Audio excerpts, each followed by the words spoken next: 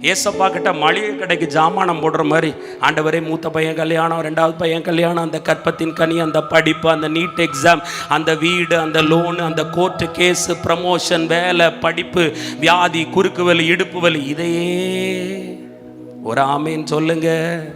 அதனால தான் தூங்கிக்கிட்டே இருக்கு சபை. ஒரு அல்லேலூயா சொல்லுங்க. கேட்டுக்கிட்டே இருக்க வேண்டியதான். கேட்டா இந்த ஒன்றை மட்டும் செஞ்சிடுங்க ஆண்டவரே, இந்த ஒன்றை மட்டும், என் பையன் வாழ்க்கையை மட்டும் செட்டில் பண்ணிட்டா எல்லாத்தையும் விட்டுட்டு ஊழியத்துக்கு வந்துடுவேன். பொய் வேற சொல்றது பாருங்க.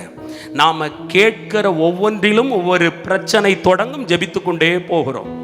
நல்ல கவனிக்கணுங்க.